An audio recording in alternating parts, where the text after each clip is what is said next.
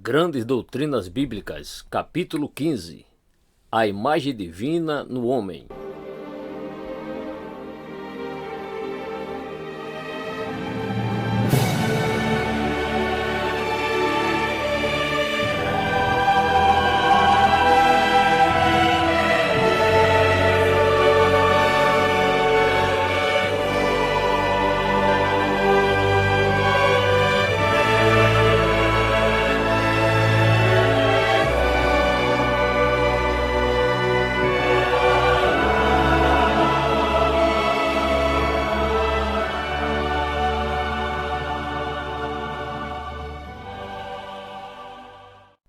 Tendo focalizado a criação do homem, sua constituição e alguns dos problemas oriundos daí, vimos agora considerar a grande questão do significado de o homem ser criado à imagem e semelhança de Deus.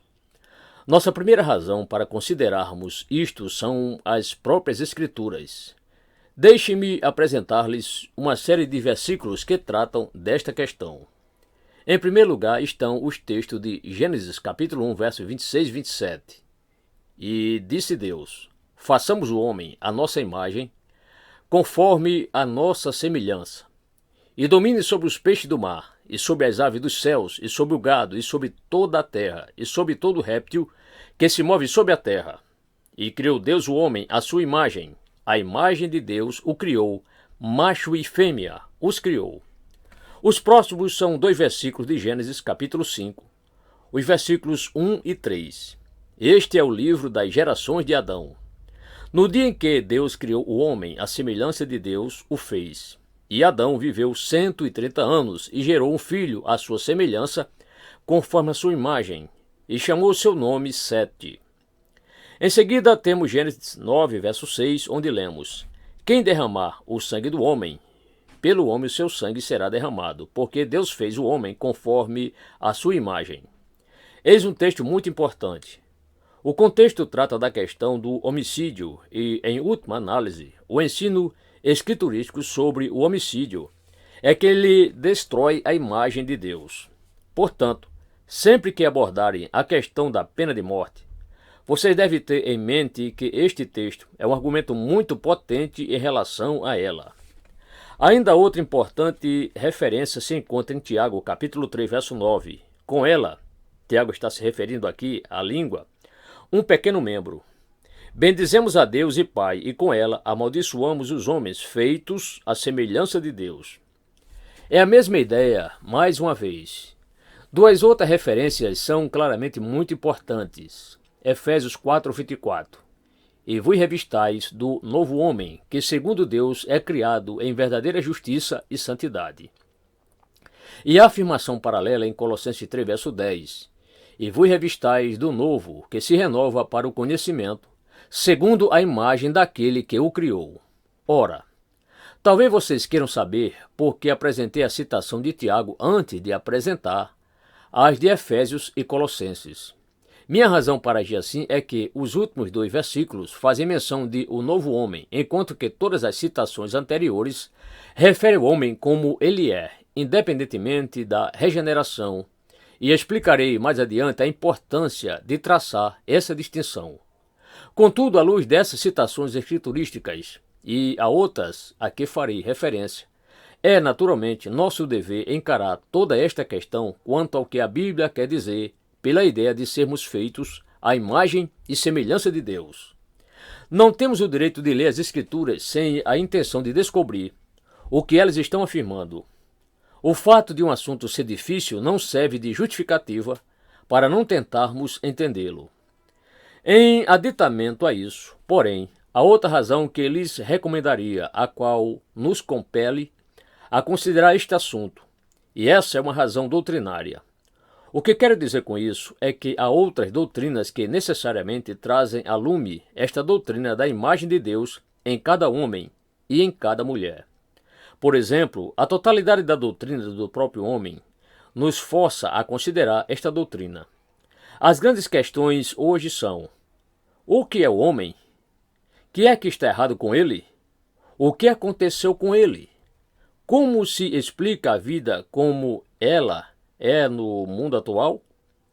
Isso é chamado antropologia, o conhecimento e o estudo do homem. É um estudo se desenvolvendo rapidamente e, obviamente, muito importante. Evidentemente, e isso é especialmente verdadeiro no tocante aos que, como nós, aceitam a revelação bíblica e são cristãos. Não podemos explicar o mundo e o que estamos fazendo nele, a menos que sejamos esclarecidos sobre nossa origem e nossa natureza e ser essenciais. Por conseguinte, em adição a isso, certamente que a doutrina concernente à pessoa do Senhor Jesus Cristo nos compele a focalizar esta questão da imagem de Deus no homem. Asseveramos que ele era verdadeiramente homem, mas o que isso significa? O que cremos sobre sua humanidade? O que asseveramos concernente à sua natureza humana? Obviamente, pois, sem termos alguma espécie de ideia disso, não podemos esperar ser esclarecidos sobre nossa cristologia, nossa compreensão ou nosso conhecimento da pessoa de Cristo. Demais disso, é evidente que toda a doutrina da salvação suscita este problema agudamente. O que acontece no novo nascimento? Qual é a diferença entre uma pessoa não regenerada e uma pessoa regenerada? Qual é a diferença entre a pessoa regenerada e Adão? Essas são questões que hão de surgir. Se queremos de fato saber o que é que Cristo fez por nós, bem como a posição em que ele nos colocou, se nos sentimos interessados, em algum sentido, na denominada psicologia bíblica, então esta questão da imagem divina nos confronta logo que começamos a aproximar-nos do tema. Finalmente, há outra razão para considerarmos esta doutrina, que eu descreveria como uma razão geral. Toda a revelação bíblica na qual Deus se revela ao homem, a fim de reconciliá-lo e restaurá-lo consigo mesmo, obviamente procede do fato de que o homem foi constituído originalmente de tal maneira que se tornou o tema dessa revelação e redenção. Se cremos, como cremos, que Deus nos concedeu uma revelação para que pudéssemos conhecê-lo e fôssemos reconciliados com ele, para que fôssemos redimidos de nossos pecados e preparados para o céu e para a glória, se cremos que isso é possível, então estamos imediatamente pressupondo que há algo em nós que nos faz capazes disso. Há algo ali. Se vocês preferem usar o termo teológico, algum ponto de contato ao qual a revelação pode dirigir-se e o qual faz cada um de nós susceptível da redenção, renovação e livramento. Estas, pois, são as razões principais para considerarmos este grande tema. Evidentemente, ele tem sido considerado na Igreja desde o princípio. Tem surgido muito argumento sobre ele ao longo dos séculos, especialmente nos dias da Reforma Protestante, visto que a doutrina reformada da imagem de Deus é muito diferente daquela dos católicos romanos. E se vocês desejam ser reais polemistas a esse respeito, creio ser conveniente que se concentrem nesse ponto em particular. Além de suas práticas e a sua doutrina que devemos objetar com mais veemência, e isso estava, pois, na própria vanguarda no tempo da Reforma Protestante, como tem sido desde então. Contudo, não pretendo entrar na história, muito me alegraria fazer isso, porém não devo, porque ela, estritamente falando, não se encaixa num tópico de teologia bíblica. No entanto, a história desta doutrina é extremamente fascinante, visto que alguns têm afirmado que a imagem significa o corpo do homem e que a semelhança significa o seu espírito, e assim por diante. Mas devemos deixar isso e restringir-nos por ora a uma exposição positiva do que as Escrituras ensinam. Uma vez mais, devo prefaciar isto, dizendo que o assunto é muito elevado e muito difícil e, além disso, há certos aspectos sobre os quais não podemos chegar a uma decisão final. Sobre isto, no entanto, e no tocante a outras doutrinas que temos considerado, é nosso dever ir até onde pudermos e não devemos ser dogmáticos quando não estivermos numa posição de o sermos. Assim, pois, há algumas coisas que podem ser ditas, e eis a primeira. É geralmente consensual que não há diferença real de significado entre imagem e semelhança. Observem que ambos os termos foram usados em Gênesis capítulo 1, verso 26. Façamos o homem à nossa imagem, conforme a nossa semelhança.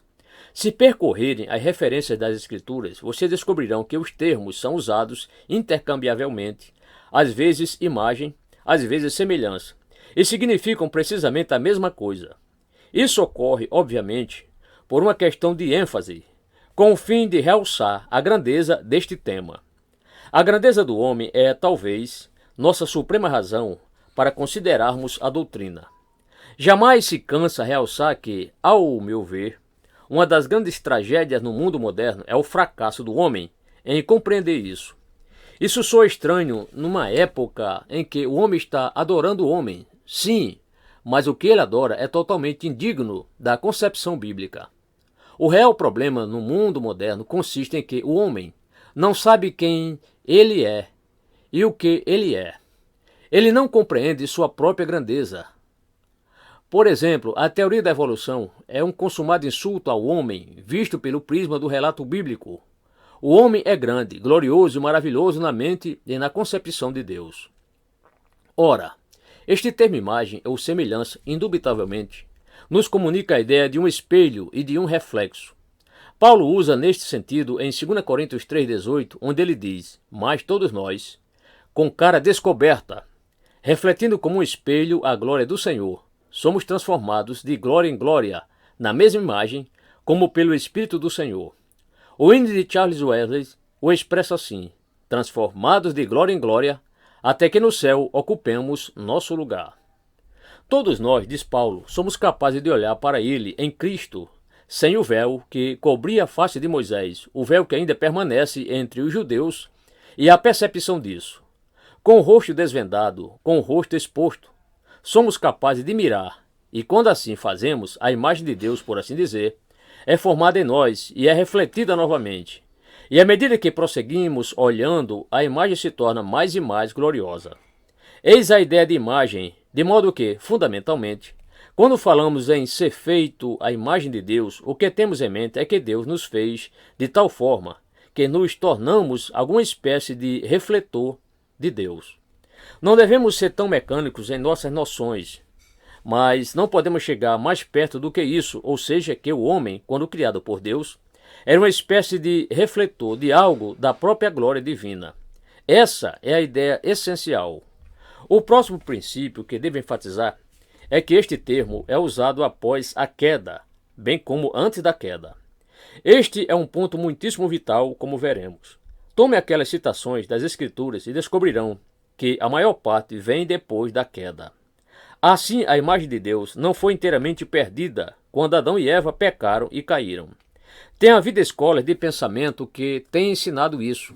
Tem havido noções indignas e inadequadas da imagem que têm surgido que quando o homem pecou, tudo que pertencia à imagem de Deus nele desapareceu. E no novo nascimento, o que estava inteiramente perdido é devolvido. As citações escriturísticas, porém, demonstram muito claramente que o termo imagem é usado após a queda, tanto quanto antes. Noutras palavras, quando o homem caiu, ele perdeu algo. Ele perdeu um aspecto da imagem, entretanto, não perdeu a imagem por inteiro. Algo essencial, a imagem ainda permanece. E tal fato imediatamente sugere que há certos elementos nesta imagem de Deus que ainda são encontrados em cada pessoa. O próximo ponto que elaboro é este, e aqui chegamos à minha razão para colocar a citação da Epístola de Tiago antes das outras duas. Tenho um pressentimento, e não estou sozinho nisso, de que é um tanto enganoso definir a imagem original de Deus no homem em termos do que somos informados sobre o homem regenerado. As citações de Efésios capítulo 4 e Colossenses capítulo 3 são descrições do que nos tornamos quando somos regenerados, quando somos salvos, quando a vida de Deus penetra em nós. Ora, proponho que, embora essas duas citações possam dizer-nos algo sobre a imagem de Deus no homem, seria muito errôneo determinar nossa ideia da imagem no princípio anterior à queda em termos dessas citações. E digo isso pela seguinte razão. Creio que posso demonstrar-lhes, à luz das Escrituras, que o que aconteceu na regeneração não é meramente que somos restaurados à condição que era a de Adão antes da queda, mas que avançamos além disso. Onde o pecado abundou, superabundou a graça. Romanos 5, verso 20. Sim, como Isaac Watts o colocou. Nele, em Cristo, as tribos de Adão ostentam maiores bênçãos do que seu pai perdeu. A salvação, a redenção e a regeneração simplesmente não nos colocam onde Adão se encontrava. Encontramos-nos numa posição muito mais elevada. Portanto, Aqui, novamente, vocês veem, a doutrina da imagem é muito importante do ponto de vista da doutrina da salvação e devemos ser muito cautelosos para a interpretarmos corretamente. Assim, embora ainda usaremos essas duas citações, elas não determinarão nossa exata definição do que é significado pela imagem divina. E o meu último princípio geral é que, evidentemente, há uma diferença entre o homem como foi criado no princípio por Deus e a humanidade ou natureza humana do Senhor Jesus Cristo. Se vocês focalizarem aqueles versículos iniciais de Hebreus capítulo 1, descobrirão isto. Cristo é a expressa imagem de sua pessoa. Toda a efulgência da glória está nele. Tal coisa não se pode dizer do homem. O homem, por assim dizer, é uma cópia criada. Cristo é a imagem. Ele é deveras a própria imagem expressa, essencial, de Deus mesmo. Será importante ter isso em mente quando viermos a tratar da pessoa do Senhor Jesus Cristo. Em seguida, devemos continuar afirmando que parece evidente, portanto, que há dois elementos principais no conceito da imagem de Deus em nós. Às vezes, esses dois elementos têm sido descritos como a imagem natural e a imagem espiritual. O grande Jonathan Edwards, por exemplo, disse que a imagem natural consiste muitíssimo naquilo pelo qual Deus, em sua criação, distinguiu o homem dos animais, ou seja, naquelas faculdades e princípios da natureza por meio dos quais ele é susceptível de agência moral. Essa é a parte natural do homem. A parte moral e espiritual, diz ele, consistiu naquela excelência moral com que o homem, no princípio, foi dotado por Deus. Acaso vocês percebem a diferença entre os aspectos natural e espiritual? Deixe-me colocá-lo assim. Podemos dizer que a imagem consiste da natureza intelectual e moral do homem, bem como sua perfeição moral original. Sua natureza intelectual e moral, essa é a natural. Sua perfeição moral original, essa é a espiritual. Aqui pode ser oportuno citar o ensino de João Calvino como ele foi capaz de explicar, talvez mais claramente que qualquer outro de seu tempo, a diferença essencial entre os pontos de vista reformado e católico romano. Ele o colocou assim: a sede da imagem no homem é a alma, ainda que alguns raios dela brilhem igualmente no corpo. E quando chega a definir a imagem, ele diz que ela realmente significa a integridade original do homem, sua unidade, sua justiça, sua retidão. No entanto, ele diz também que a imagem de Deus se estende a tudo no que a natureza do homem excede, a de todas as demais espécies de animais. Vejam, todos eles estão realmente afirmando a mesma coisa. A imagem divina no homem estão de fato afirmando significa tudo no homem, como um ser natural que o diferencia do animal. Mas há mais do que isso. Em adição a isso, o homem possuía uma justiça original, e esse é o aspecto espiritual. Pois bem, tendo-lhes apresentado algumas definições em geral, agora cumpre-me considerá-la um pouco mais detalhadamente, porque, de fato, podemos dividi-la. O que é esta imagem de Deus segundo a qual o homem foi criado no princípio? O que é esta semelhança de Deus em nós? Antes de tudo, ela obviamente refere à alma ou ao espírito, nossa natureza espiritual, nossa espiritualidade. Ou podemos usar o seguinte termo também, como conceito, nossa invisibilidade. Olhamos uns para os outros e, num sentido, vemos uns aos outros, mas, no outro sentido, não nos vemos. Nenhum de nós vê o eu essencial de alguém, nem o de nós próprios. Na verdade, vocês jamais se viram. Será que vocês já pensaram nisso? Tentem pensar em si próprios. E porque vocês se assemelham, na verdade, não conseguirão. A razão é porque nosso ser essencial, nossa personalidade é invisível. Quando olham para outra pessoa, vocês estão vendo certas manifestações dessa pessoa. Mas, na verdade, vocês não podem ver a pessoa. Ora, o homem, nesse sentido, digamo-lo, com reverência e semelhante a Deus. Deus é invisível. Deus nunca foi visto por alguém. João 1,18. Estariam lembrados de como, ao tratar da doutrina de Deus, um dos pontos que elaboramos foi o de sua invisibilidade? E esse, em certo sentido, é verdadeiramente também o nosso caso. Nossa alma ou espírito é invisível. E, ao mesmo tempo, devemos referir a nossa imortalidade. Como originalmente feitos e criados, Adão e Eva, não estavam sujeitos à morte. Lembra você novamente que dissemos ser isso algo próprio de Deus, segundo o ensino das Escrituras. Em seguida, em segundo lugar, apresentamos o que poderiam ser chamados nossas capacidades e faculdades psicológicas, as capacidades e faculdades da alma. Observem, eu disse psicológicas e não psíquicas. Não estou interessado em fenômenos psíquicos, e sim estou muito interessado no psíquico.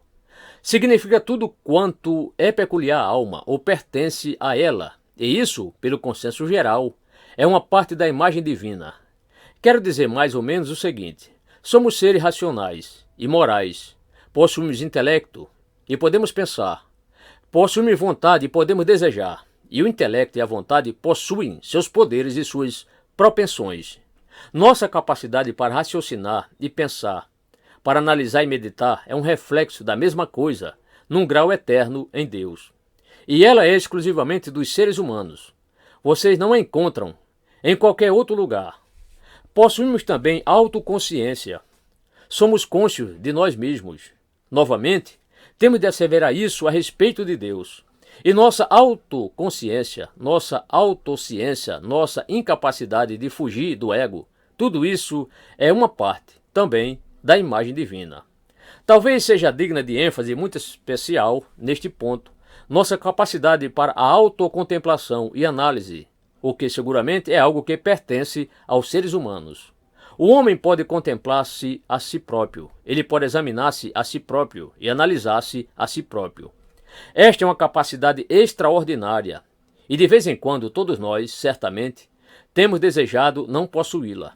No entanto, é impossível ser uma pessoa sem ela, e ela é uma parte da maldição que a queda trouxe sobre nós, de modo que não podemos fugir de nós mesmos, nem podemos parar de contemplar-nos e analisar-nos.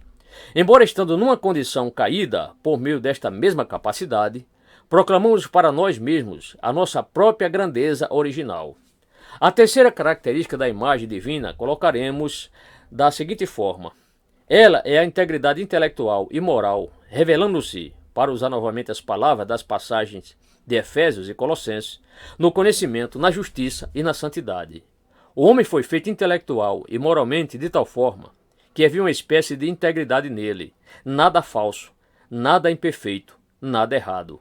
Havia retidão, havia justiça, havia verdade. Sua natureza era uma só, era equilibrada.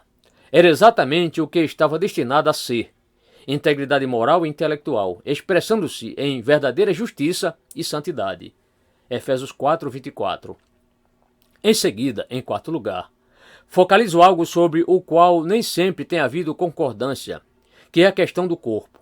O corpo, de alguma forma, participaria desta imagem divina? Quanto a mim, estou pronto para dizer que sim. Ao dizer isso, não estou me referindo à substância material da qual o corpo é feito, e sim ao corpo como órgão apropriado para a alma, o instrumento da alma, o elemento através do qual a alma e a personalidade se expressam e, portanto, finalmente, o instrumento através do qual exercemos domínio sobre a criação inferior, especialmente sobre os animais. Ora, esse é naturalmente o aspecto mais difícil de todos. E não podemos estar certos, segundo afirmo, exceto que há muitas alusões nas Escrituras, de que, em certo sentido, fomos criados semelhantes a Deus, mesmo no aspecto corporal. Mas, diz alguém, pensei que você nos ensinou que Deus é Espírito e que você enfatizou sua invisibilidade. Sim, lembre-se, porém, de que Paulo nos diz que nosso Senhor, antes da encarnação, existia na forma de Deus. Filipenses 2, verso 6. Além disso, falando certo dia aos judeus, nosso Senhor afirmou-lhes que eles jamais haviam ouvido a voz de Deus, e então continuou a dizer-lhes: nem viste seu parecer. João 5,37. Há pressuposições aqui acerca da forma de Deus, embora seja ele espírito, acerca da espécie de aparência de Deus. Além do mais, somos informados em Filipenses capítulo 3, que aguardamos a vinda de Cristo desde o céu, o qual, diz o apóstolo Paulo, transformará o nosso corpo abatido para ser conforme o seu corpo glorioso. Filipenses 3, 21. Esse corpo é espiritual. Nosso Senhor vive nesse corpo espiritual agora, e obviamente, visto que Ele está na glória, e visto que nós, quando nossos corpos forem transformados e glorificados, estaremos na glória, então nesse ponto teremos lá uma semelhança.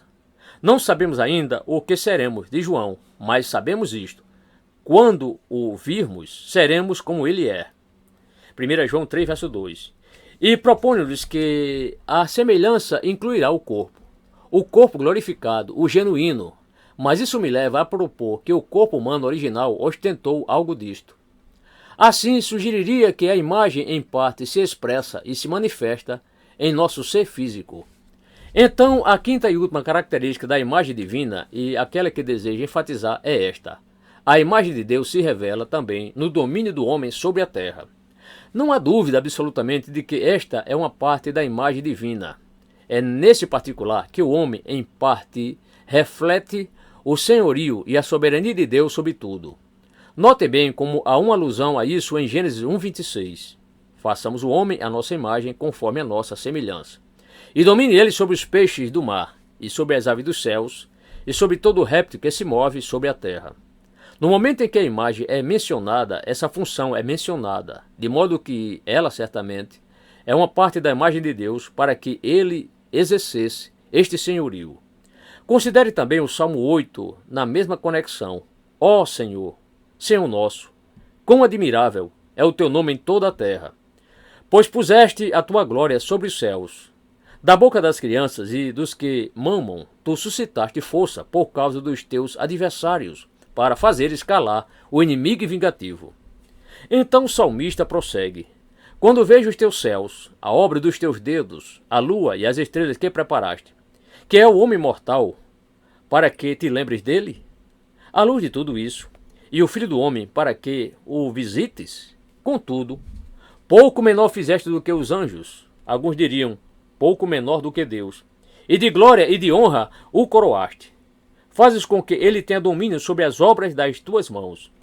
Tendo este domínio, este controle, este governo sobre a criação, é uma parte da glória e da honra. O que Deus é para com todo o universo, ele fez o homem, por assim dizer, para com a criação. Tendo assim visualizado em detalhe, deixe-me sumariá-lo assim. Os elementos essenciais na imagem são aqueles que o homem não pode perder sem deixar de ser homem. São aquelas qualidades e faculdades da alma humana que permanecem sempre. Há outros elementos que podemos chamar elementos acidentais, os quais o homem pode perder e permanecer ainda sendo homem. Noutras palavras, quando o homem pecou e caiu, ele não perdeu a totalidade da imagem. Ele reteve os elementos essenciais, mas perdeu os elementos acidentais. É indispensável que sejamos bem claros sobre isso. Quando o homem caiu, ele não cessou de ser homem. Sua humanidade essencial permaneceu, e ela retém aquela parte da imagem divina com a qual ele foi originalmente criado. Portanto, é importante que enfatizemos isso. Jamais devemos confinar nosso conceito da imagem de Deus no homem meramente à justiça e santidade originais do homem. Alguns têm feito isso com frequência, e isto os tem colocado em aflitiva situação acerca de outras doutrinas. Dizem eles, notem bem, que a imagem divina no homem significou simplesmente sua justiça e santidade originais. Portanto, quando ele caiu, perdeu tudo. Mas essa não é a verdade. O elemento natural na imagem divina deve ser enfatizado, visto que, como nos ensinam as Escrituras, ela persiste após a queda. Ela estava presente em Gênesis capítulo 5. Ela está presente em Gênesis capítulo 9. Ela está presente no 3º capítulo de Tiago. O homem, mesmo em pecado, retém esses elementos e aspectos da imagem divina. Eles constituem uma parte da natureza humana. Se ele os tivesse perdido, então não mais seria humano. Muito bem. Agora podemos afirmar: a essência da alma dotada com a faculdade de conhecimento e vontade, a geral congruidade e analogia entre a natureza de Deus e a natureza do homem e o domínio que o homem exerce sobre as criaturas, sobrevivem à própria queda. A conformidade moral com Deus, porém, foi perdida na queda. O racional, o intelectual, bem como esses elementos gerais, sobrevivem à queda. Porém, após ter ele pecado, sua conformidade moral com Deus foi perdida, como veremos quando chegarmos à consideração da doutrina da queda. Portanto, a pergunta que devemos formular neste ponto é: qual era o estado original do homem, se tudo isso é verdade? Ora, Existem dois perigos primordiais aqui. Um deles é o perigo do exagero e de fazer de Adão uma espécie de colosso. O outro é o perigo de subestimar dolorosamente o que ele foi. E aqui surgem novamente os evolucionistas e o descrevem como algum tipo meu selvagem, meu animal. Ambos constituem erro. Eis o que devemos dizer. O homem, como criado originalmente, foi claramente conectado com a terra, mas estava também conectado com Deus. Em segundo lugar, Deus o fez seu representante no mundo. Em terceiro lugar, ele era obviamente inteligente e hábil para entender. Deus lhe trouxe os animais e ordenou-lhes que lhes desse nome, e assim foi Adão que deu nome a todos esses animais e criaturas. Gênesis 2, versos 19 e 20. Ele tinha capacidade para diferenciar e distinguir.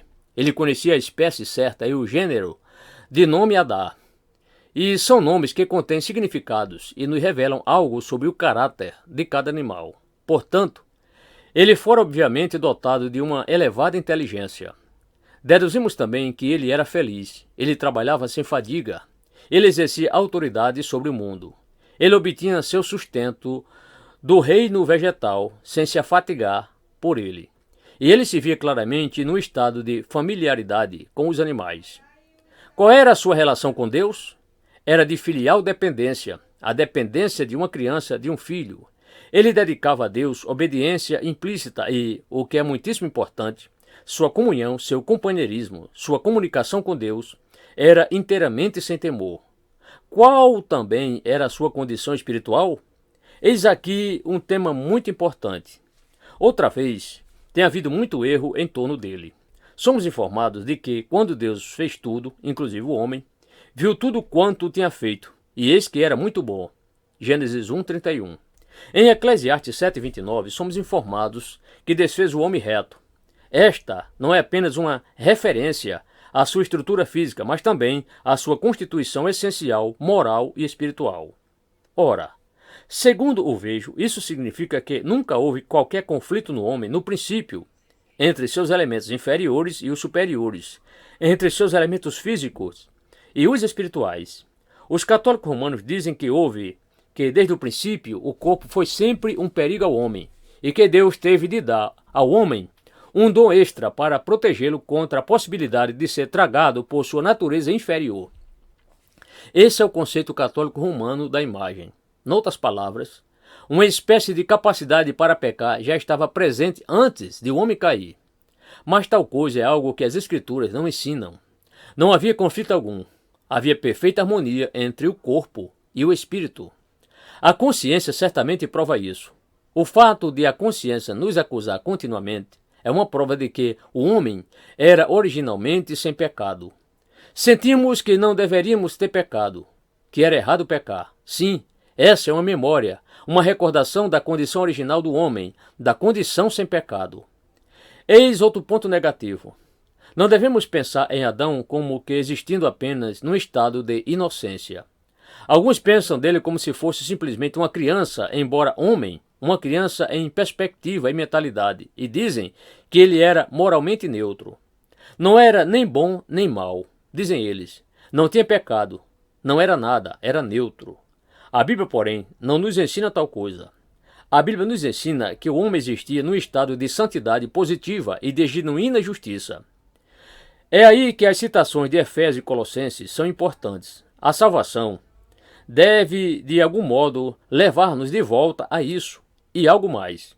E então vocês perguntam, qual é a diferença entre Adão antes de pecar e o homem na regeneração e salvação? Proponho-lhes que a diferença é que essas coisas estavam presentes em Adão germinalmente, em forma embrionária. Não eram plenamente desenvolvidas, estavam lá.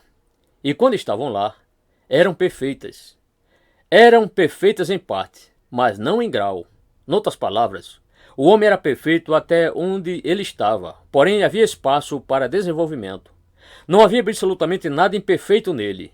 Podemos ter uma bolota perfeita e um cavalo perfeito. É uma perfeição diferente e, no entanto, estão conectados um ao outro.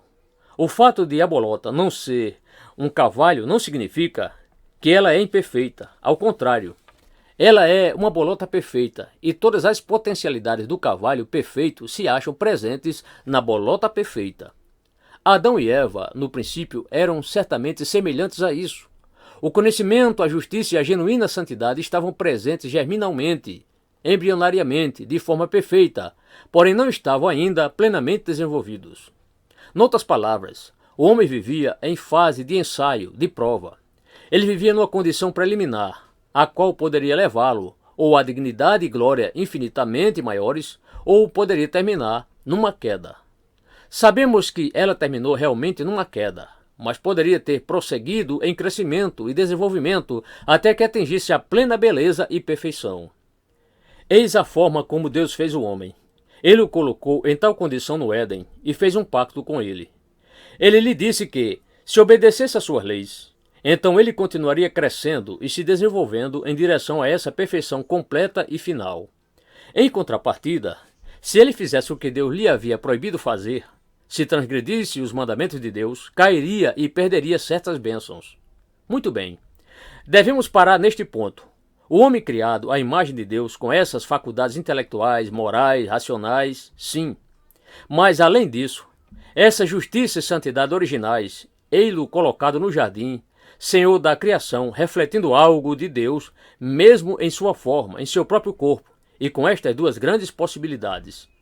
Se permanecesse em correspondência com Deus, haveria um perene desenvolvimento em sua perfeição, até tornar-se absoluta. Em contrapartida, se rebelasse e não prosseguisse com Deus, haveria possibilidade de uma queda.